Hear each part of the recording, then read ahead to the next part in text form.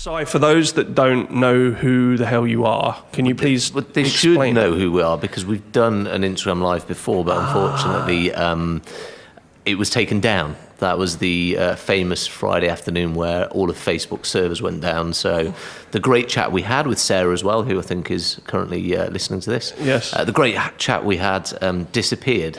We didn't take it personally, but I was in Nottingham at the time, panicking about, is this just my phone not working? I was doing the same. I actually threw the router against the wall, which probably didn't help. And then I Internet tried to connectivity matter. WhatsApp you, and at that point I realised that, it was gone, and we would have to do it again at some point. At some point we will have our third Amigo here as well. We will. For that. But no, so my role is marketing director here at Iris, and I also run my own digital marketing agency as well. So I kind of dual role, which has been great over the last year.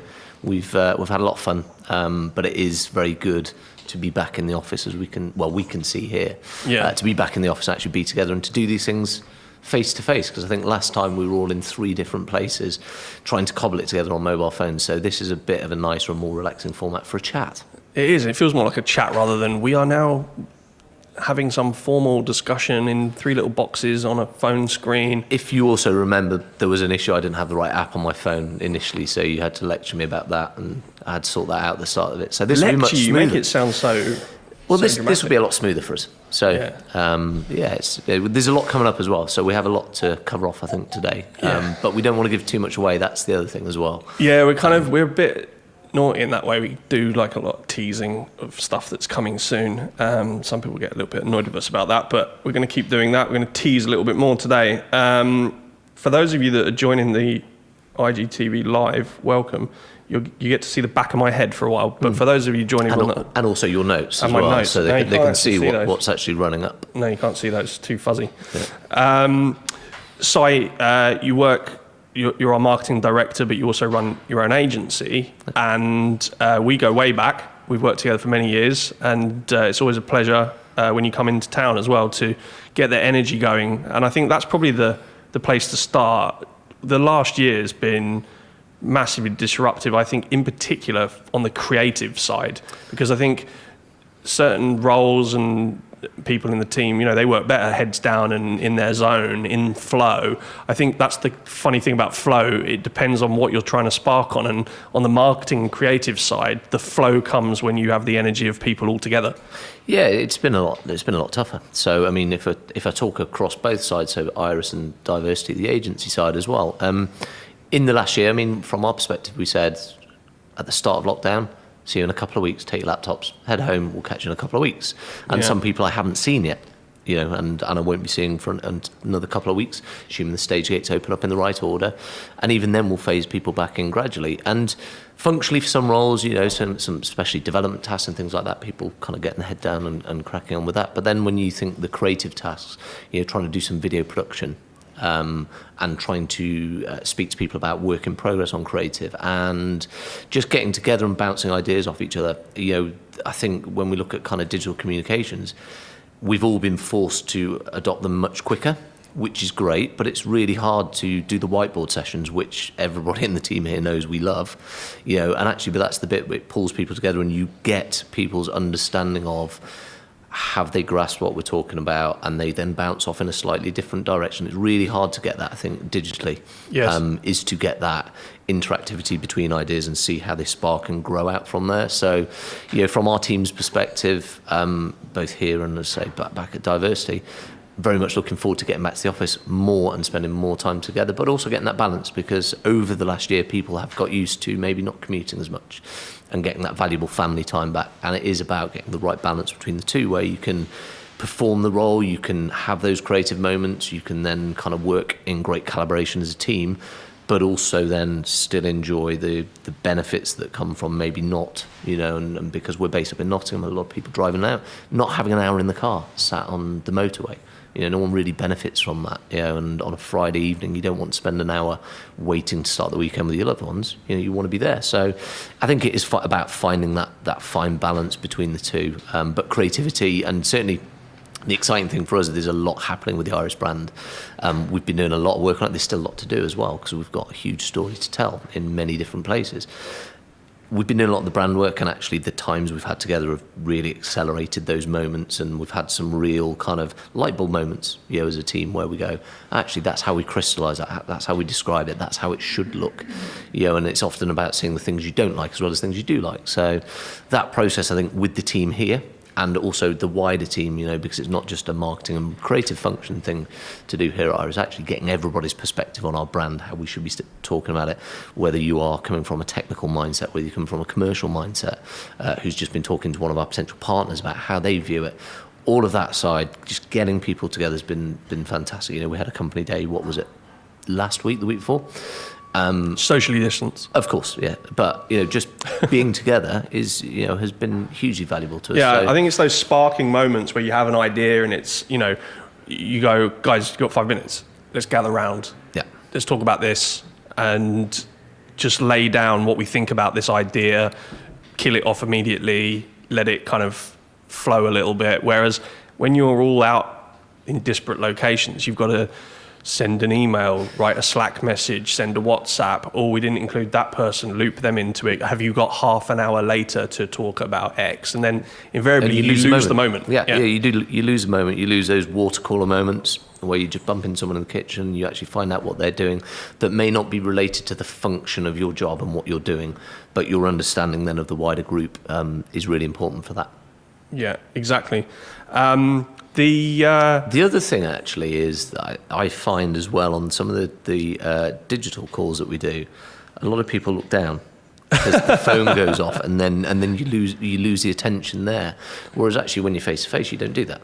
That you just have habitually. I know you're looking down at your phone because we're on this, but you wouldn't just be having a conversation with me and then totally zone me out and not retain eye contact and things like that. Yes. Whereas on the digital comms, you see a lot more of that. Yeah, I think it's a habit that generally everybody, not Iris, but everybody out there needs to get less attached to their phone. I guess it's Octavia was talking. So we recorded the Iris pod with Octavia. She's going to be doing, for everybody watching, a takeover on Monday as part of our first in a series of things that we're doing next week, because it's Mental Health Awareness Week. Something we really feel passionate about and want to support.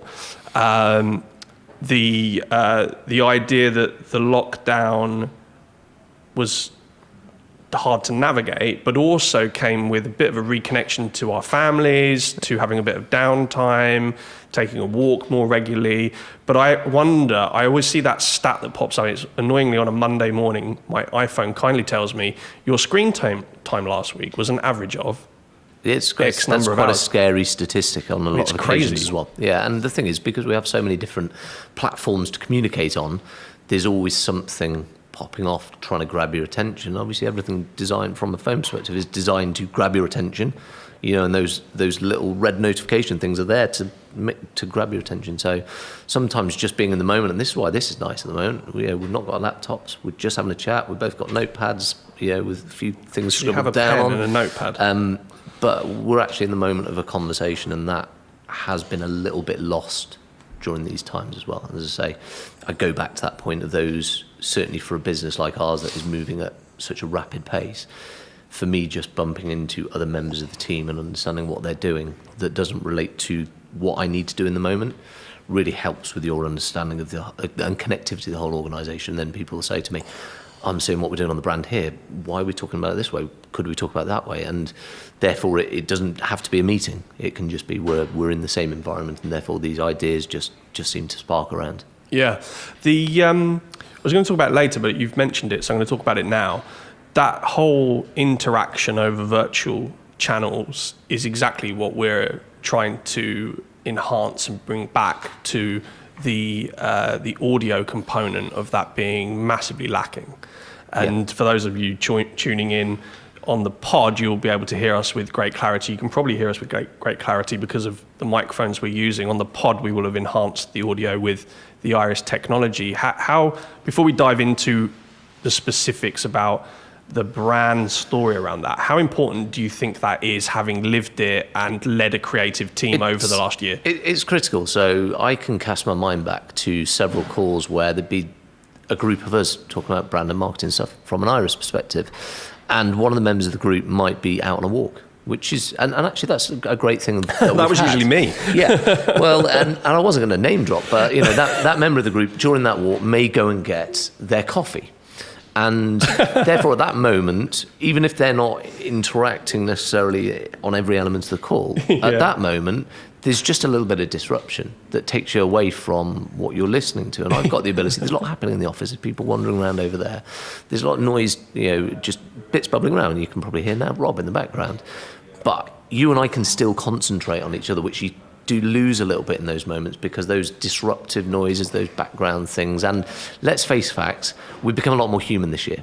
Previously, when we were on video calls from a work perspective, it was, the kids don't come in, this doesn't happen, that doesn't happen, there's not the dog barking in the background. You've tried to sanitize that environment as much as you can.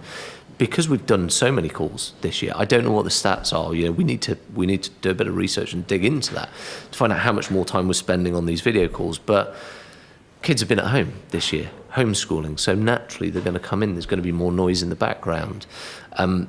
Dogs will bark, all that kind of stuff just takes away from you and I necessarily kind of listening to each other. It's a lot harder to block it out. And so, therefore, it is important to think about that element because a lot of these platforms are thought about lovely backdrops. So you can, I can look like I'm on a beach while I'm on a Zoom call. And therefore I've got that lovely backdrop. And the picture quality, they're always trying to improve on that, and assuming that, I live out in the sticks, so my internet's not great, it gets a bit grainy at times. But typically the video quality is something that has been invested in and they've done a great job of that. We need to consider the other elements as well because, the spoken word, the conversation we're having, that understanding of that and the ability to focus, concentrate on it is critical to what is the fundamental communication. Yeah, and it's where the body of the information that you're trying to hear or convey is all in the words, or the song or whatever it is, and it's lacking. So that's what we're here to do. To flip to you as the custodian of the Iris brand, we're building this what is essentially a B2B2C company and a brand around Iris with Listen Well as our we want to enable promise. The world to listen well.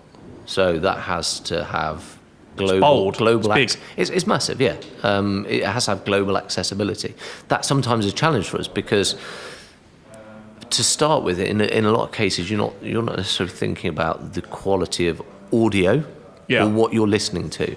And of course, when we say listen well, we're not just talking about music, because you can naturally kind of think, is it about my music, what I'm listening to? But it's beyond that. It's the 7 hours of calls that you and I have both been on some days, and actually the quality of audio on that. And are you able to concentrate on it? Are you in that moment? Are you really zoned in on that? Or are you kind of just passive in the background? Passive is and the word, I think. It's happening around you. But because as a brand we want to do that, firstly, we're not a B2C brand. Yes, we obviously have B2C related products, but fundamentally for us to do that, we need to enable other people within the ecosystems to do that. And there's an interesting noise now that hopefully clarity will help us remove. But so what from But this is the point about distractions, isn't it? But we can zone back into the conversation pretty quickly. We should point out to people that this is a functioning office. Of course, we're not here in our multitudes because we're obeying Boris. But there's work going on in the background. There's a lot going on. Yeah, and we have a very busy team. I mean, there's probably about 20 of us that work collectively around the business. Yeah, and there's a lot to do. But just think about there's 20 of us at the moment trying to enable the world to listen well, whatever type of audio is. That's just think about that for a second. And then we have this, I guess, as a brand, this challenge of, well, no one else is really doing it. In some areas, there will be other people trying to approach similar problems and come up with solutions to that. But no one else is really doing what we're doing on the scale we're doing it as well. And that's what's really exciting about this brand. But it's challenging as well for us to tell the story. And that's where our content and brand over the next few months will start to evolve and develop. And, we're starting to work with some really interesting people. I'm not going to say who at this point, but, we're starting to work with some really interesting people to collaborate on content and get their take on our story and how we tell it to certain audiences. But, back to that point, we've got a lot of people, and again, we'll tease everything. There's a lot of people partnering with us at the moment, and at those very early stages. And all of a sudden, our challenge is to make sure that Iris is available to everybody. So whether you're listening to your music, whether you are on a call with me, or whether you are relaxing, whatever you're doing, I want to make sure that you can do that in the best possible way. And people aren't necessarily tuned into the question around how good is the audio quality. I mean, we can talk about one just today. In fact, they tweeted about it, posted it on their Instagram about half an hour before we went live on this. And it just talks to, I think, ideally, the multitude of use cases that Iris can operate in. So Patina Hotels in the Maldives that launch their fantastic new location on the 18th of May, which is that next week? 18th of May? Week after. Following week. So we will be working with Patina and their team to bring Iris technology into spaces within that wonderful, tranquil environment where audio, when you go into a spa or you have background music in a nice relaxing lounge or something like that, is always a component, but we haven't really thought about what the actual experience with that component is. So Iris is going to bring that to locations in their Absolutely. hotel. And we'll be doing a podcast from there at some point as well. Well, yes, guys, I didn't want to drop too big a hint, but we definitely need a team away day, go to Maldives. And when I talk about team collaboration, that sounds like a great location.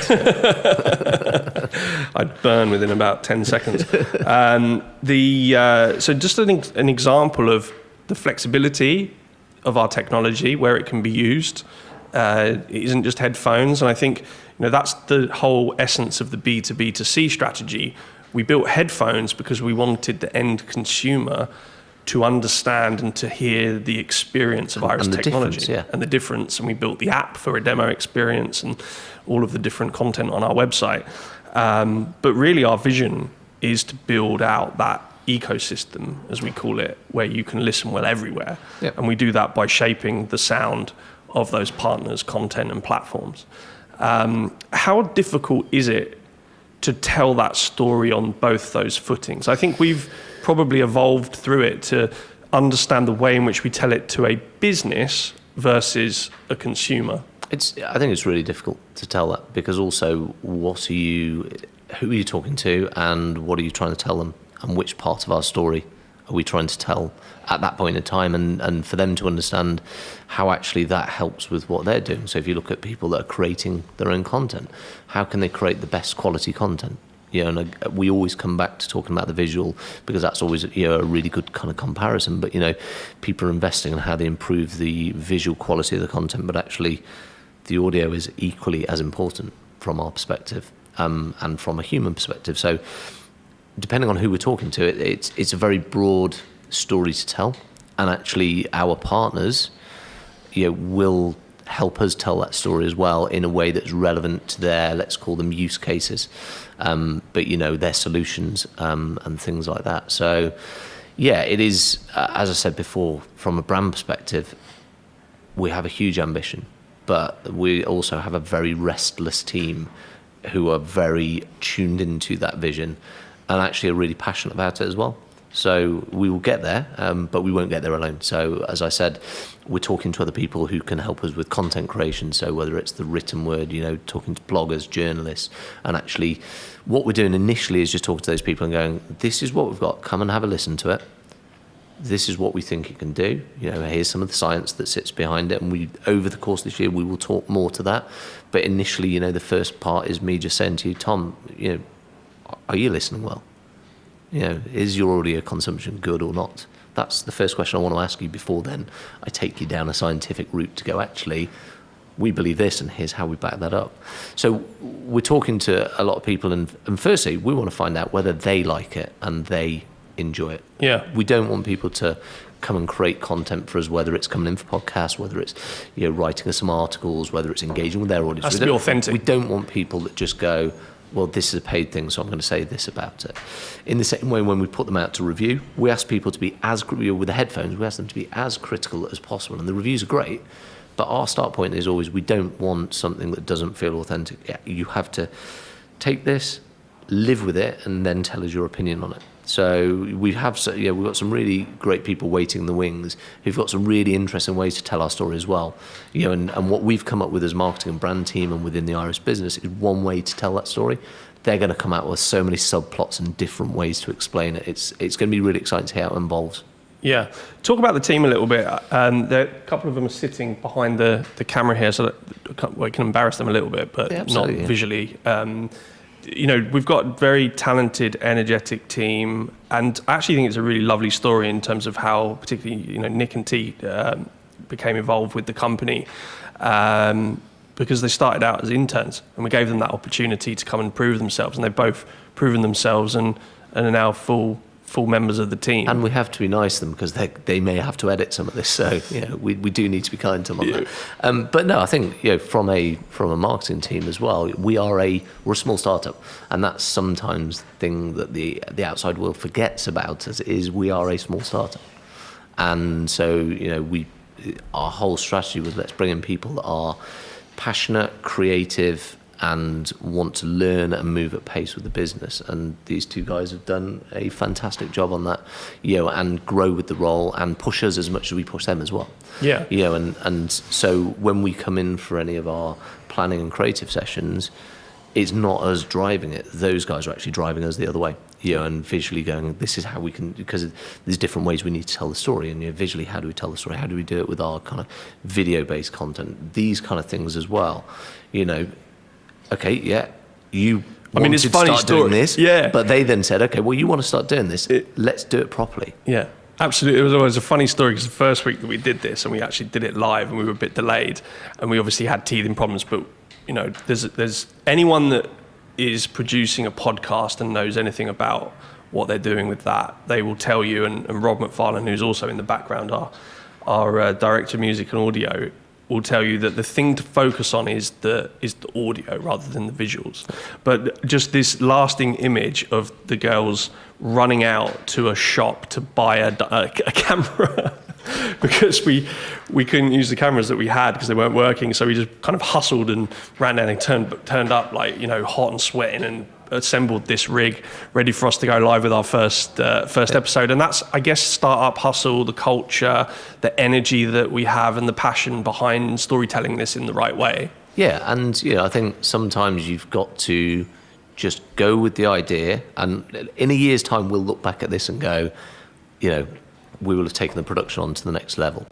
Yeah, we'll have 4K cameras. I mean, these two things are like, I didn't know you could buy a camera this cheap, if I'm honest. And I mean, you're in some resolution level it's probably good that the resolution is that good, it is at the moment, especially when we need more better haircuts and things like that. But I think we'll look back at that, and it's the same with us telling the story. We're our own biggest critics on how we bring the brand to the world, but we can't sit around trying to perfect it. So we will get some things wrong. We'll then change the way we articulate things, but we learn with that. But the interesting thing as well is that through the storytelling, and these guys who have been really close, and my background and passion is in customer experience, and brands that deliver incredible customer experiences are the ones that I really enjoy working with. And from the outset, we've been very customer focused, and certainly when we talk about the headphones, these guys have heard from anybody and everybody that wants to tell us something about the headphones and engage with that. But that helps us evolve, improve, and just change the way we describe things and explain things as well. And certain elements with the headphones where we went, well, we're describing it this way, and I just assumed someone goes, how do I do this? We go, okay, right, we need to handhold through that bit of the process as well. So yeah, we have a great team here, which is a hybrid team as well. So we have some people that work here, and then we obviously tap into external expertise as well. But the core of the team working out of Iris is the people that everything you see, they have touched, they've created with a lot of love as well, love is key. There's a lot of late nights perfecting things because, especially those two people just there are the biggest perfectionists you can imagine. Yes. And there's times where we're going, let's just see it, but we're not allowed to see it until it's ready for us. And that sometimes can be a challenge. It is a bit frustrating. I like to be involved, roll the sleeves up. But yeah, no, there is that perfectionism there. I think the other person to shout out in this, you talk about customer experience, is Janie Pooks, who is the coalface to the customer with the rapid turnaround on queries. And I think not just the interaction with the customer, but actually listening and taking that feedback She holds the whole business to task on that. So, with brands, people often talk about the voice of the customer program, where people put in these programs and try and survey and understand what people's perspectives are. We have our own voice of the customer, and that is within the marketing and customer care team. But that holds the rest of the business to task, whether it is, anybody in the business. If there's a piece of customer feedback, she will make sure that the right people know about that. Because ultimately, that's how we do what we want to do, which is create an amazing experience with any touch point you have with Iris, be it directly through us, be it with one of our partners. We want to make sure that's really perfect for you, because you're going to be an advocate of it, and you're going to probably then go to other people and say, are you listening well? What is the quality of audio that you're listening to, Tom? Yeah.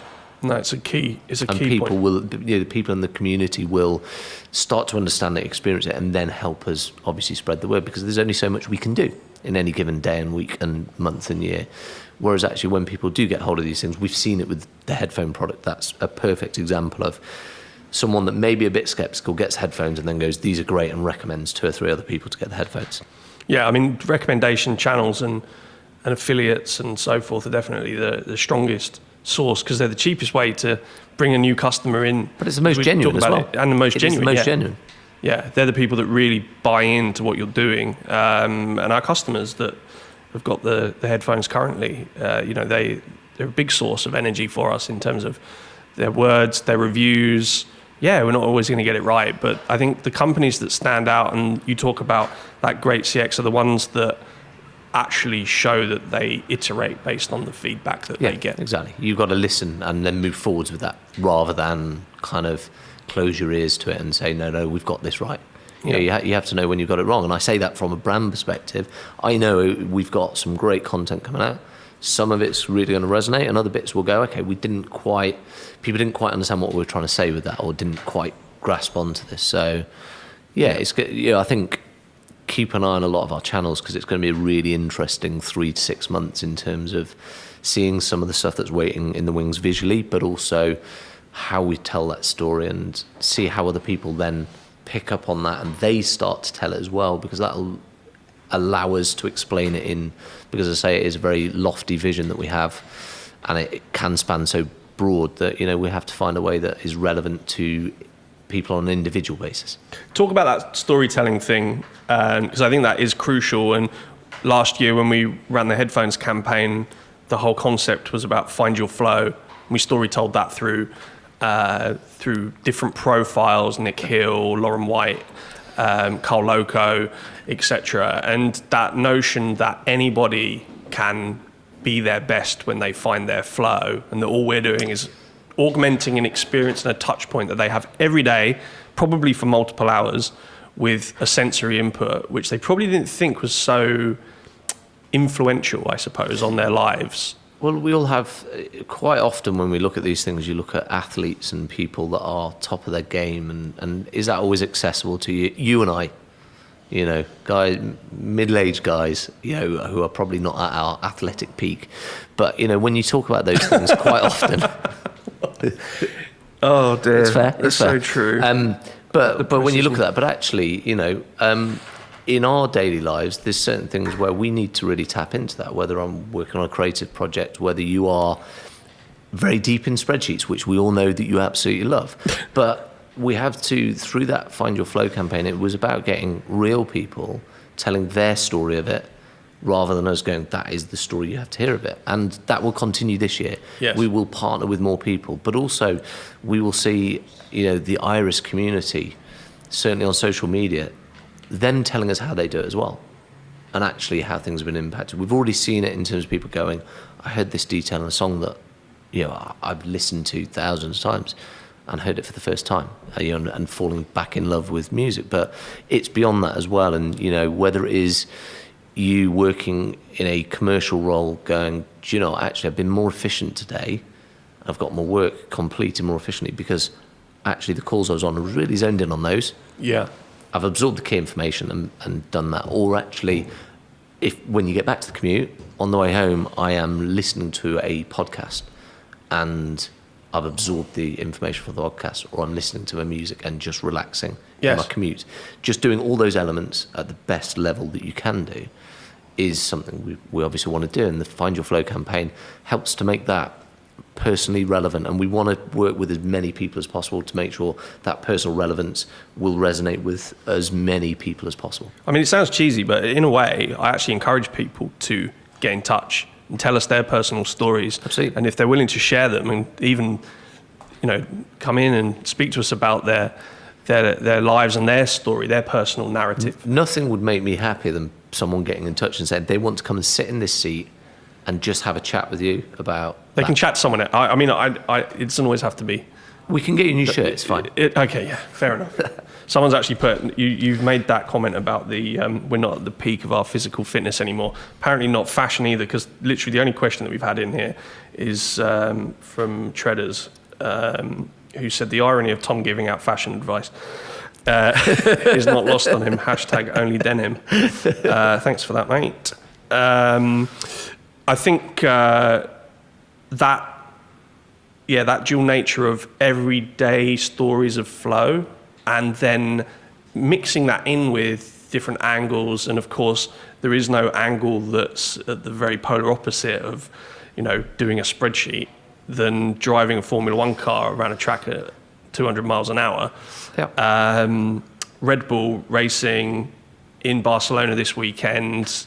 Fast and ready, these races are coming now, aren't they? We raced last weekend, and I think it's a really exciting season, isn't it?